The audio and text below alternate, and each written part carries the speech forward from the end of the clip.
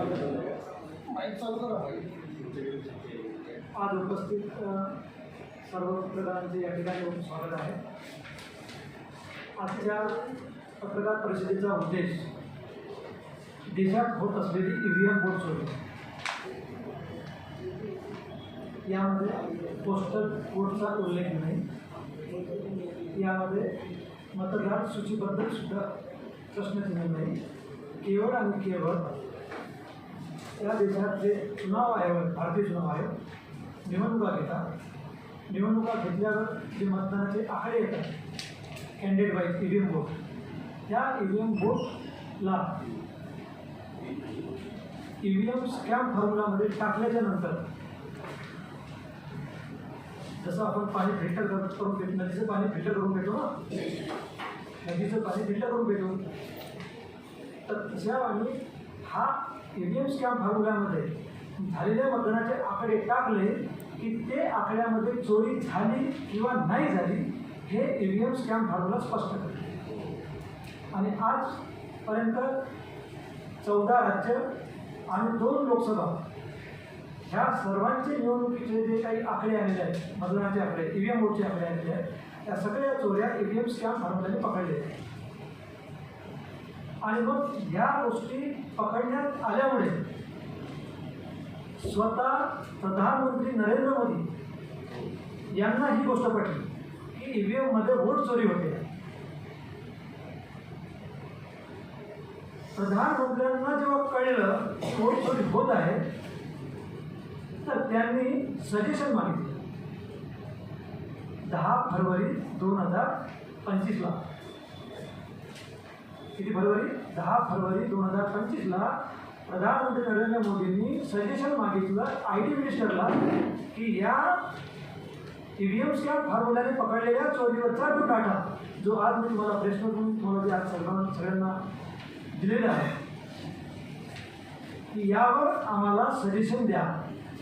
आणि IT मिनिस्टरने मग काय केलं की चुनाव आयोगाला पत्र दिलं, भारतीय चुनाव आयोगाला। ते हे पत्र आहे,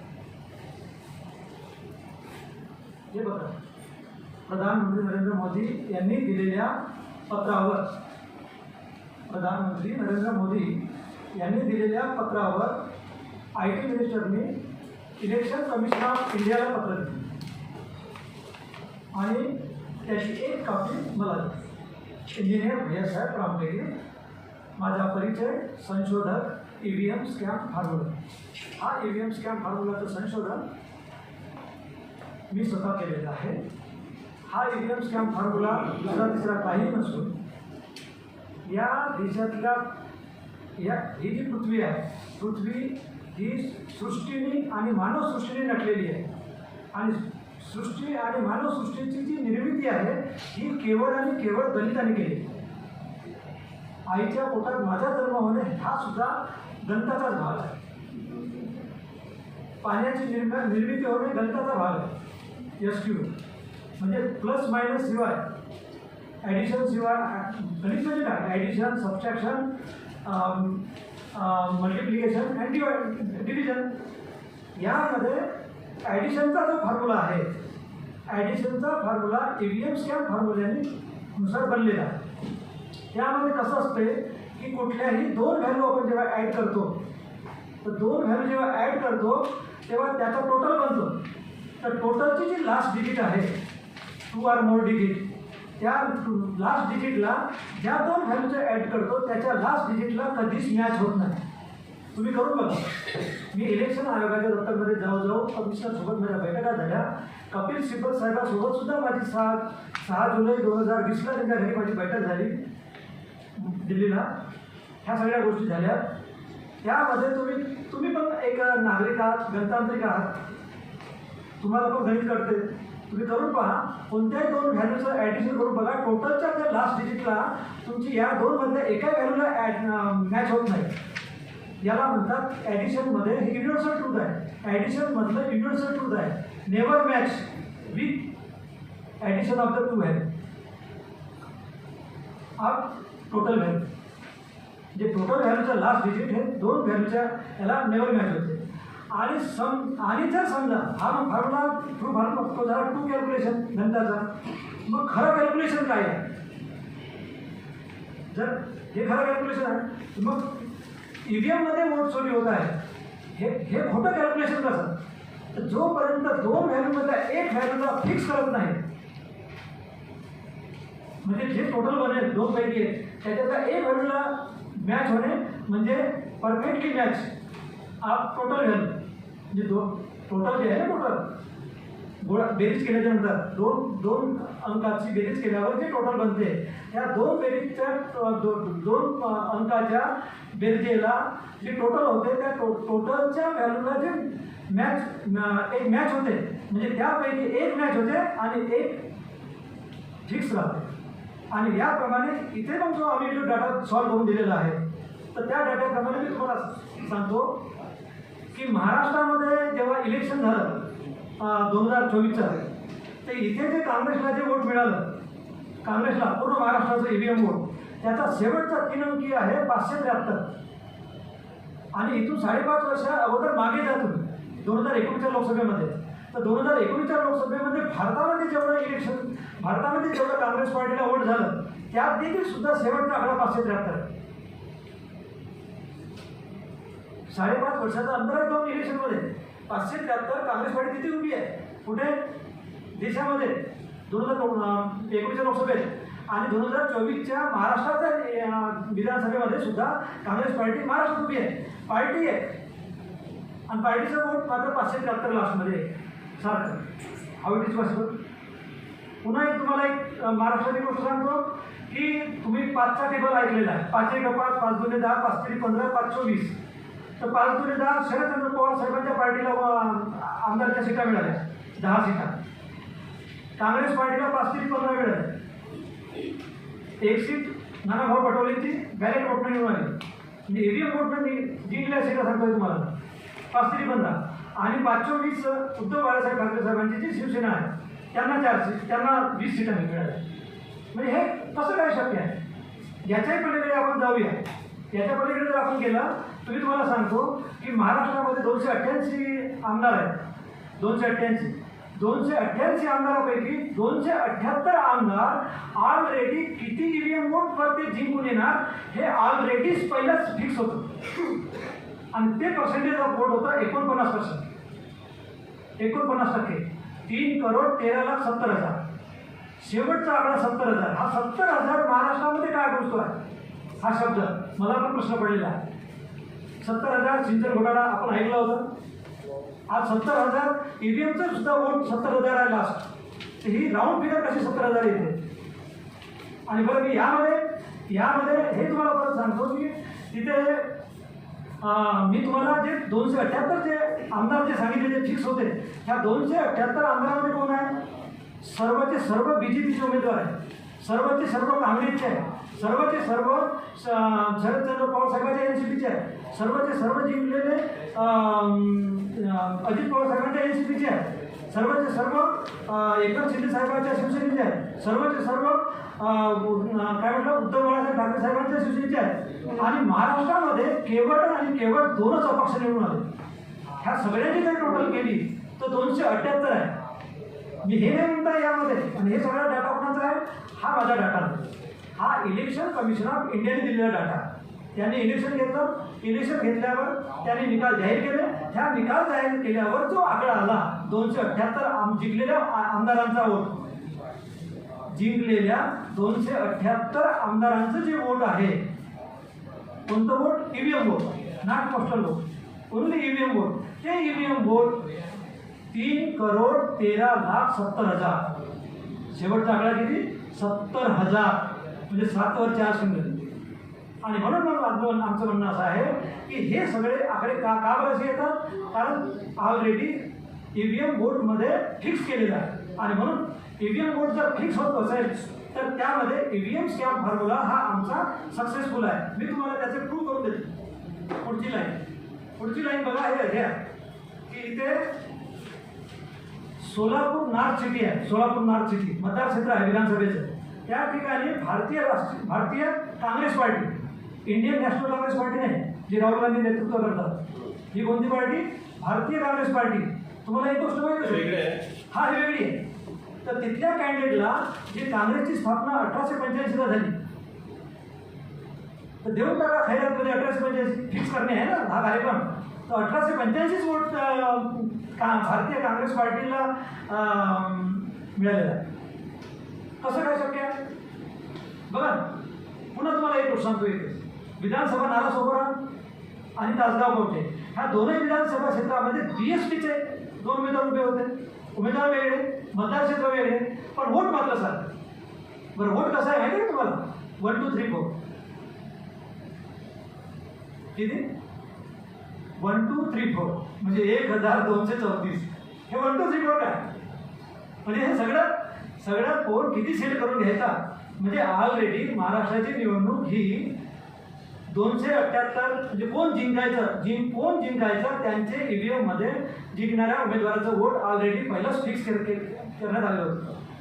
आता एवढ्यामध्ये राहुल गांधीजींनी प्रेस कॉन्फरन्स घेतली होती दिल्लीला, आणि त्यामध्ये त्यांनी राजुऱ्याचा जिक्र केला होता. राजुऱ्यामध्ये बघा, राजुऱ्यामध्ये तो जिक्र झाला त्याचा. हे ते निकालपत्र आहे. आज जे तुम्हाला जे निकालपत्र जे चुनाव आयोग जो देतो आहे हा 2019 पासून देत आहे. या अगोदर ते कधीच ईव्हीएम वोट आणि पोस्टल वोट सेपरेट देत नव्हते. मी आरटीआय थ्रू त्यांच्यासोबत मी कंप्लेंट दर्ज केली. तर आरटीआय थ्रू जेव्हा माझा आदेश त्यांनी मान्य केला तेव्हापासून त्यांनी हा सुधारित निवडणुकीचा जो निकालपत्राचा जो नमुना आहे हा माझ्या आरटीआय थ्रू त्यांनी दिलेला आहे. आणि 2009ला मी अशीच तक्रार केली होती. तेव्हा राज्याचे आयुक्त सत्यनारायण होते आणि तिथे मला वाटतं नवीन होते केंद्रीय चुनाव आयुक्त. तर त्यावेळेला मी कंप्लेंट केली, त्यावरनं त्यांनी संज्ञानमध्ये घेतलं आणि मग व्हीव्हीपॅट देण्यात आली आणि 2013ला ती आली. तर मला हे म्हणायचं आहे, ही जी राजुरा विधानसभेचा जो उल्लेख घेतला होता राहुलजी गांधी जे आहेत ना त्यांनी बघा, तर त्यांच्यामध्ये तुम्ही इथं हे राजुरा आहे ना, राजुरामधलं मॅजिक बघा. इथे ऑलरेडी किती क्लिअर आहे पहा.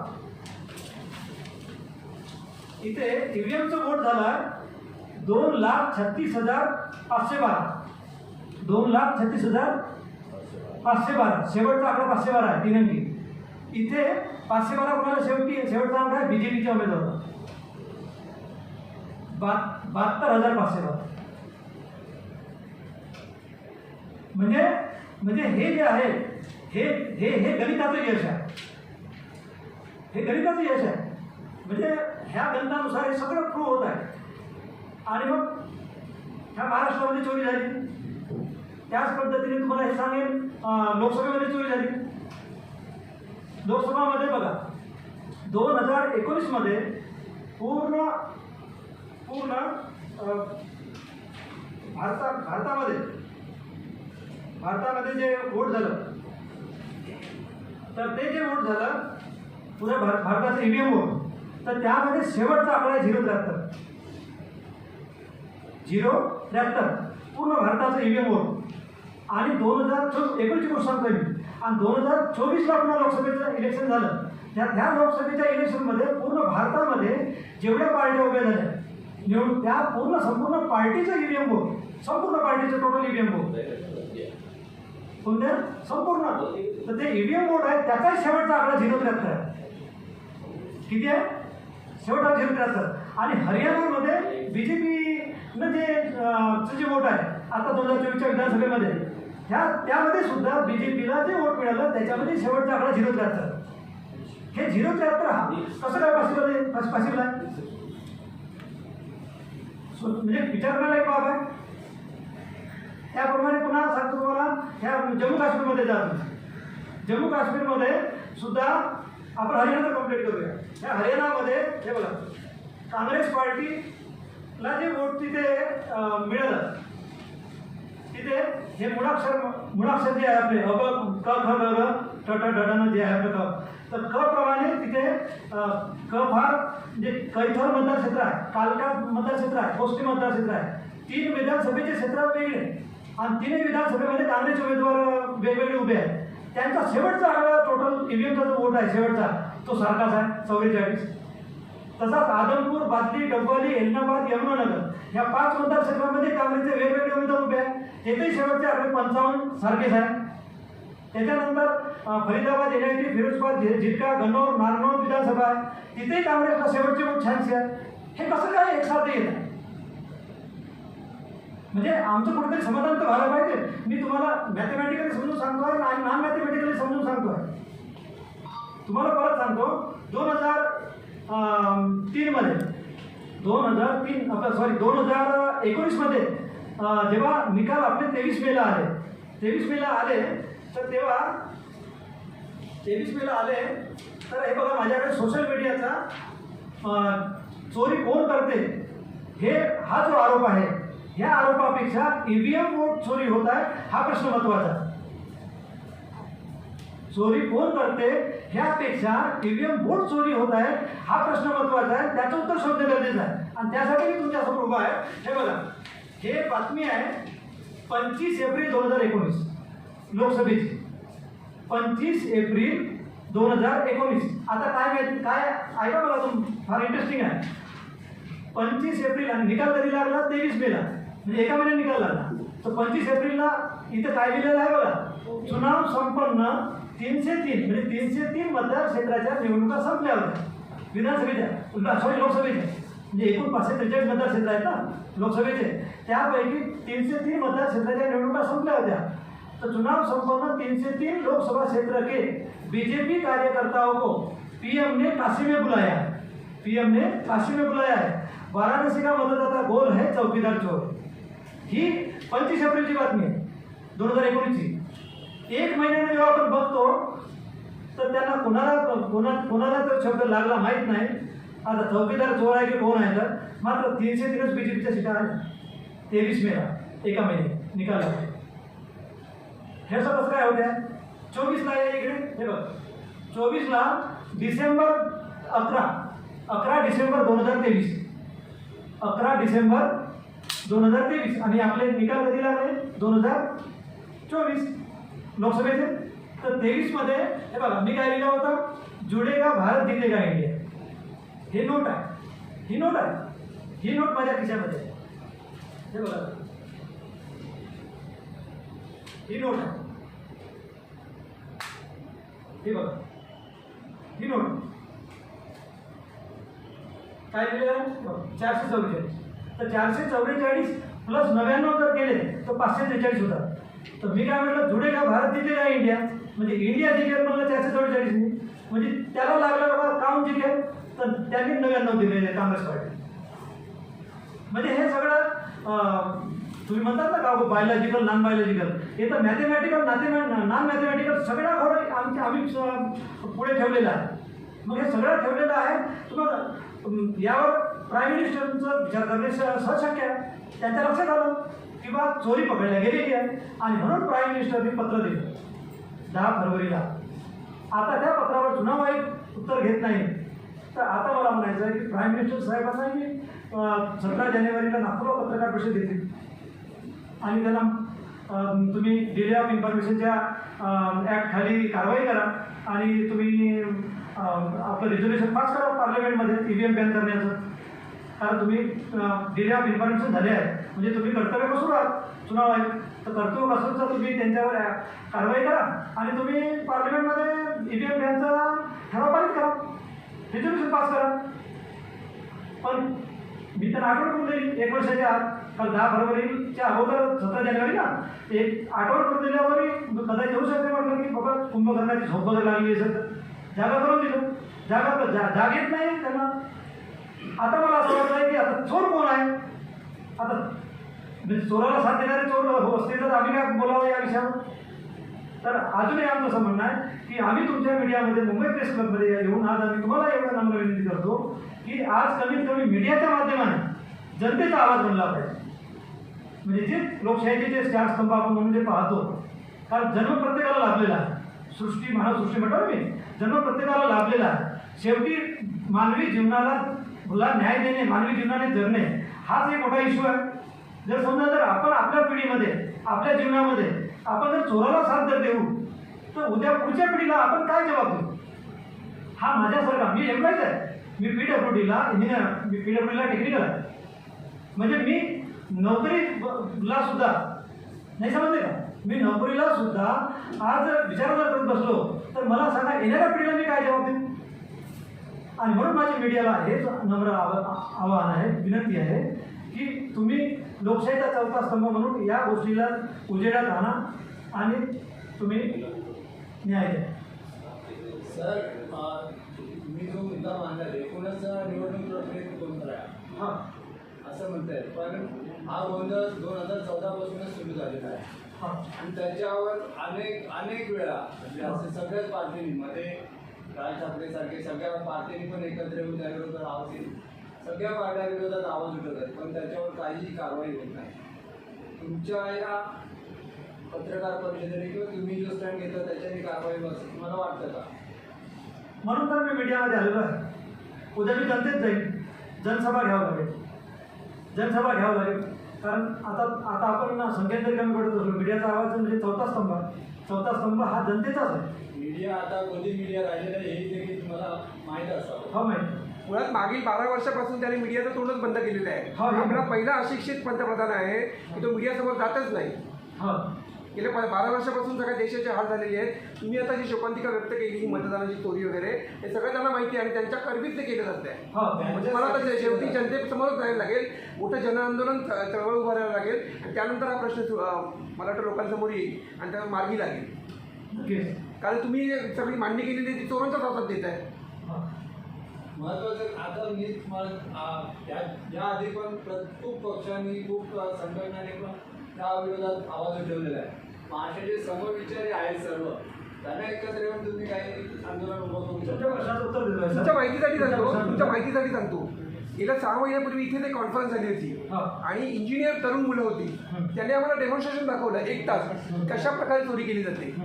सगळं झालं, ते कोर्टात गेले, हायकोर्टाने त्यांना नकार दिला. म्हणजे कोर्ट पण कसं मॅनेज आहे बघा.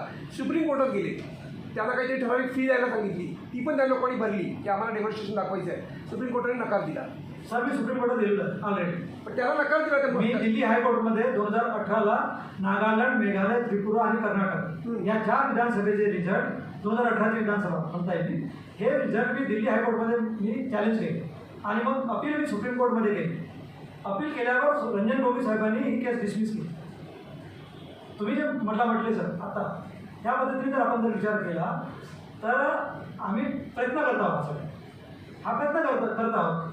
प्रयत्नाला यश येईलच नक्कीच. अमेरिकेमध्ये कसं सध्या आता ते इराण आणि यांचं युद्ध सुरू आहे अमेरिकेचं, तर तिथे जनआंदोलन मोठ्या प्रमाणात लाखो लोक रस्त्यावरती उतरलेले आहेत. इथे तसं झाल्याशिवाय पर्याय नाही. गेल्या 12 वर्षात देशाचं सगळं वाटवं झालेलं आहे, अर्थव्यवस्था खड्ड्यात गेलेली आहे, आपलं समाजकारण सगळं वाट लागलेली आहे समाजकारणाची. जनआंदोलन सुरू केल्याशिवाय त्याला पर्याय नाही. आणि हा माणूस जबरदस्तीने त्या खुर्चीवरती बसलेला आहे, एक अशिक्षित माणूस. मी बेधडकपणे बोलतो, मी सरकारी सेवेत काम करतो दूरदर्शनमध्ये, तरी पण मी बेधडकपणे बोलतो. कारण अर्थव्यवस्था त्या संबंधात आम्ही गेल्या 12-15 वर्षामध्ये जे काही करतोय बघतोय, पूर्ण वाटोळं केलेलं आहे देशात. स्पष्ट मतं आहेत माझी. आणि मला सगळ्यात मोठा आक्षेप हा आहे, मी तुम्हाला नावं घेऊन सांगतो, राजू परोळेकर, कुमार केतकर, राजदीप सरदेसाई, ईश्वंभर चौधरी, अशी अनेक नावं आहेत. इतके मोठे मोठे पत्रकार आहेत जे याच्याविषयी लढतात, त्यांचाही आवाज दाबून टाकला जातो. तुम्हाला थोडक्यात सांगतो, निखिल वाकडे इतका रोखतो त्याच्याबद्दल बोलायचा. काही महिन्यांपासून मी त्याचा खूप चाहता आहे, काही महिन्यांपासून त्याचा आवाज बंद केला आहे. आम्हाला शंका आहे की त्याला गायब केलं आहे की कुठे काय कारण देऊन काय त्याचा आवाज बंद केला आहे, वाटतंय आम्हाला, शंका आहे. अशा परिस्थितीत तुम्ही काय करणार? नोकरी करताना मी नोकरीला आहे, PWDला नोकरी करताना ह्या अडचणीचा सामना मी पण केला आहे. नाही, मी रोखटोक बोलतो, हा, म्हणजे काही रोखटोक होते. बोलतो. कारण अडाणी माणसाला तुम्ही अमेरिकेमध्ये हुकुमशाही आहे, तो तुमच्यावरती हुकुमशाही लागतो ट्रम्प. इथे आपल्याकडे हुकुमशाही नाही, आपल्याकडे लोकशाही आहे, तरी लोक ऐकून घेतात. 12 वर्षात लोकांची मती अगदी सुंदर झालेली आहे. कल्पना आहे इथे झूटचा विश्वगुरू तेच. आणि झूटचा विश्वगुरू आपण त्यांचा झूट पकडलेला आहे. त्याच्यामुळे आपण झूट जनतेमध्ये घेऊन जातो. हे जे डॉक्युमेंट आहेत, जे डॉक्युमेंट जे बनवलेले आहेत, हे जनतेमध्ये घेऊन जायचे आपण. आणि जनतेमध्ये घेऊन गेल्यानंतर नक्कीच एक ना एक दिवस जनतेच्या मनामध्ये संभ्रम काय आहे, खोट्या हिंदुत्वाच्या नावाखाली त्या माणसाची मती सगळ्यांची बिघडवून टाकलेली आहे, सगळ्यांची डोकी फिरलेली आहे. फक्त तुमचं खोटं हिंदुत्व आणि त्या नावाखाली मग त्याला मतं चोरी बिरी सगळे विषय बंद होतात. डोकी त्यांची सुंदर झालेली आहे. गेल्या 12 वर्षात मी बघतो हा तमाशा. फक्त आपलं हिंदुत्व महत्त्वाचं आहे, आपल्याला हिंदुत्व वाचायचं आहे. बिचारा मुसलमानांचा काहीच दोष नाही, मी ते पण रोखोक सांगतो. पण त्यांना मुद्दाम काहीतरी उभांड रचून काहीतरी कारवाई दाखवून मुसलमान कसे आमच्या विरोधात आहेत आणि ते पाकिस्तान कसं आमच्या विरोधात आहेत असा सगळा कारभार चालला आहे. त्याच्या खाली यांची चोरी जी आहे ती लपवली मी म्हटलं होतं तुम्हाला की हे चोरी लपवण्यासाठी केलेला प्रकार. सगळे मला तुम्हाला मी सांगतो, उत्तर प्रदेशची गोष्ट सांगतो. तिथे 9,17,20,555 वोट मिळाले पूर्ण राज्याचं. किती आहे? 9,17,20,555. शेवटचा आकडे 555. तिथे अपना जर सोनेलाल जी पार्टी आहे तिला जे भेटलं वोट 89 लाख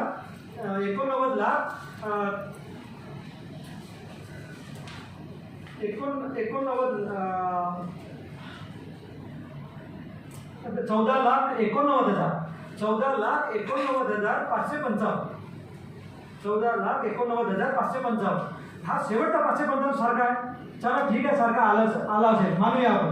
चला मानूया, इत्तेफाक आपण आहे का ट्रॅजेडी म्हणून आला मानूया आपण. पण हा ईव्हीएम स्कॅम फॉर्म्युल्याप्रमाणे तिथे जे 403 मतदारक्षेत्र आहे तर 403 क्षेत्रामध्ये 43 मतदारक्षेत्रामध्ये मॅच झालेला आहे. तिथे एकही मतदारक्षेत्र कमी नाही, एकही मतदारक्षेत्र जास्त नाही, बरोबर 43. आणि 43 मतदारक्षेत्रामधलं जेव्हा त्याचं जर टोटल केलं आपण तर त्याचाही सुद्धा शेवटचा आकडा 55.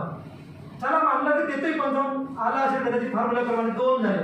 पण परत तुम्हाला सांगतो तिसरा मुद्दा तिथे सर, तिथे ॲक्च्युली बीजेपीने जे आपले सीट उमेदवार जे उभे केले निवडून आले तो आकडा देखील 255, तिथे आकडा 55. हा 3 ठिकाणी 55 आकडा सारखा येतो म्हणजे काय आहे? स्पष्ट चोरी आहे. फार दुःखाची गोष्ट ही आहे की हे किती दिवस चालणार. आता 12 वर्ष पूर्ण होत आली तरी लोकांवरती हा माणूस हुकुमशाही गाजवतोय. मी एक याच्यावर बोलू शकतो सर. नामांतराचा लढा जिंकताना त्यावेळेला जे कोणी साहित्यिक लोक होते, विचारवंत लोक होते, त्या लोकांनी एक मुद्दा मांडला होता.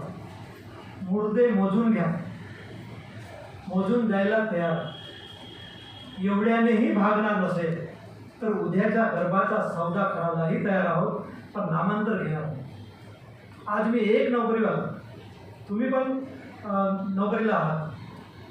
तुम्ही ज्या पद्धतीने स्वतःचा आज मुर्दा पडला तरी चालेल पण लढायला तयार आहोत.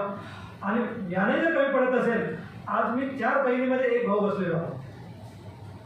कालपर्यंत 4 भावामध्ये एक बहीण बसत होती. 2 पोलीस स्टेशनमध्ये एक लेडीज राहत होती.